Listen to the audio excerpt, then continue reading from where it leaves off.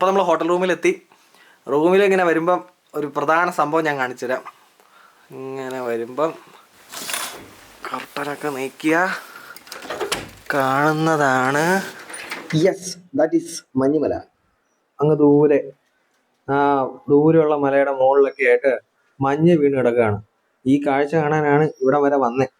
അപ്പം നമ്മൾ നമ്മുടെ റൂമിൽ നിന്നുള്ള വ്യൂ ആണ് ഈ കാണുന്നത്. അപ്പം ഇവിടുത്തെ ജീവിത രീതി തന്നെ മലകളോട് വളരെ ചേർന്നിട്ടാണ്.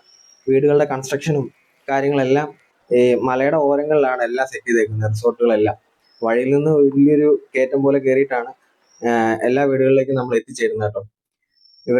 ഇവർക്കത് സെറ്റായി. ഇവരുടെ ഒരു ലൈഫ് സ്റ്റൈൽ തന്നെ മലകളോട് ചേർന്നിട്ടാണ്. അപ്പോൾ ഗായ്സ്, ഇന്ന് നമ്മളുടെ ഡേ 1 ആണ്. നമ്മളിന്ന് മൊണാസ്ട്രിയും ഹഡിംബ ടെമ്പിളും മാർക്കറ്റ് റോഡാണ് പോകുന്നത്.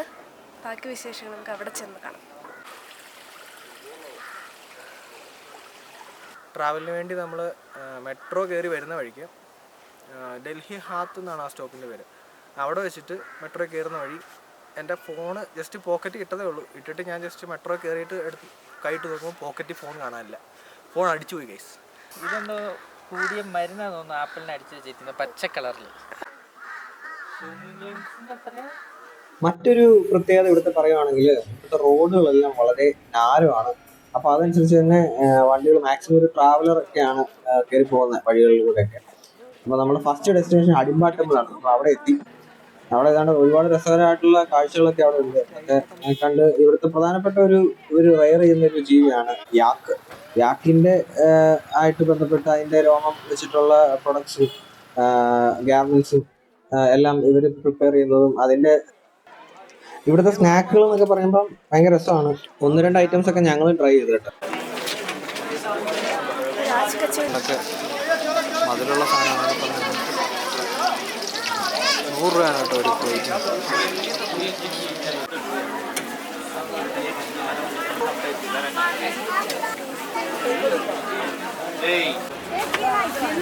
ഇതാണ് ആലൂട്ടി. ഇച്ചിരി അതിനകത്തുള്ള മസാലയൊക്കെ മുക്കി എങ്ങനെയുണ്ട്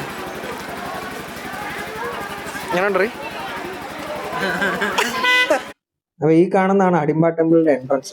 ഫ്രണ്ടിൽ തന്നെ ഉണ്ട് ഒരു ചേച്ചി യാക്കിന്റെ രോമോ അതാണ്ടൊക്കെ വെച്ചിട്ട് എന്തോ പരിപാടി ചെയ്തോണ്ടിരിക്കുക. ഞങ്ങളത് നോക്കിയപ്പോ തന്നെ ഞങ്ങളോട് അതിന് പൈസ വേണമെന്നൊക്കെ പറഞ്ഞു വീഡിയോ എടുക്കുന്നതിന്. ഇവിടുത്തെ ഒരു തൊഴിൽ മാർഗം തന്നെയാണ്. ഒരു ഹാൻഡ് മെയ്ഡ് ആയിട്ട് കുറെ വ്യത്യസ്തമായിട്ടുള്ള ഗാർമെന്റ്സ് ഒക്കെ പ്രൊഡ്യൂസ് ചെയ്ത് അവർ ഹാൻഡ് മെയ്ഡ് ആയിട്ട് ഉണ്ടാക്കി കൊടുക്കുന്നൊക്കെ ഉണ്ട്.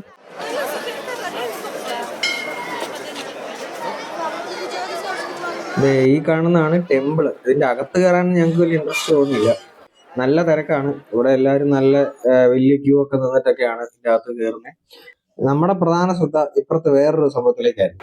യെസ് ഗായ്സ്, നമ്മളങ്ങനെ കാശ്മീരി അറ്റയറിൽ ചെറിയൊരു ഫോട്ടോ എടുക്കാൻ സാധനമൊക്കെ ഇട്ട് നിൽക്കുകയാണ്. പിന്നെ ഞങ്ങൾ പ്രധാനമായിട്ടും കോൺസെൻട്രേഷൻ കൊടുത്തത് ഫുഡിന്റെ കാര്യത്തിലാണ്. പിന്നെ ഇറങ്ങുന്ന വഴിക്ക് വേറെയും കുറച്ച് ഐറ്റംസ് ഒക്കെ ട്രൈ ചെയ്ത് അങ്ങനെ അവിടെ നമ്മൾ പുറത്തിറങ്ങി കേട്ടോ. അങ്ങനെ നമ്മുടെ സെക്കൻഡ് ഡെസ്റ്റിനേഷൻ ബുദ്ധിസ്റ്റ് മൊണാസ്ട്രിയിൽ എത്തിയത്. ഇവിടെ ഈ ബുദ്ധ സന്യാസിമാരൊക്കെ ഉണ്ട്. ഇവിടുത്തെ നമ്മുടെ അവിടങ്ങളിലുള്ള അമ്പലങ്ങൾ പോലെയൊന്നുമില്ല. ഇവിടുത്തെ രീതികളൊക്കെ വേറെ ഒരു സെറ്റപ്പിലാണ് പൊക്കോണ്ടിരിക്കുന്നത്. ഈ കല്ലുകളിലൊക്കെ എന്തൊക്കെയോ എഴുതി അങ്ങനെയൊക്കെ സൂക്ഷിച്ചിട്ടൊക്കെ ഉണ്ട്. അങ്ങനെ ആ കാഴ്ചകളൊക്കെ കണ്ട് നമ്മൾ അതിന്റെ അകത്തേക്ക് കയറി. നമ്മൾ നല്ല കറക്റ്റ് ടൈമിംഗ് ആയിരുന്നു കേട്ടോ. ഇവിടെ കയറിയപ്പോൾ ഇവിടെ എന്തോ പ്രാർത്ഥനകളൊക്കെ നടക്കുന്ന സമയമാണ്.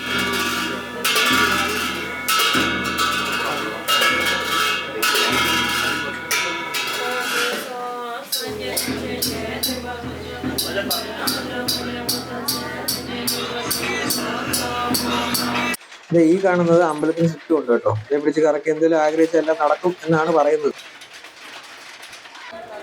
ടിബറ്റൻ മാർക്കറ്റ് എത്തി. ഇവിടെ വന്നപ്പോഴും നമ്മുടെ പ്രധാന ലക്ഷ്യം ഫുഡ് ഐറ്റംസ് തന്നെയായിരുന്നു. കേസർ ബദാം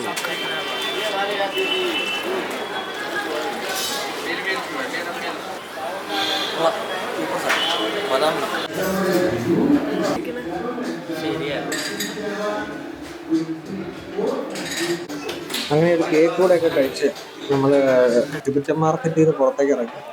അങ്ങനെ വ്യത്യസ്തമായിട്ടുള്ള കാഴ്ചകളൊക്കെ ഇതിന്റെ ഡേ 1 കളറായി. മണാലിയിലെ പ്രധാനപ്പെട്ട ഐറ്റംസ് ഒക്കെ വരാനിരിക്കുന്നേ ഉള്ളൂ. അതൊക്കെ ആയിട്ട് അടുത്ത വീഡിയോയിൽ കാണാം. അപ്പൊ ശരി, ബൈ.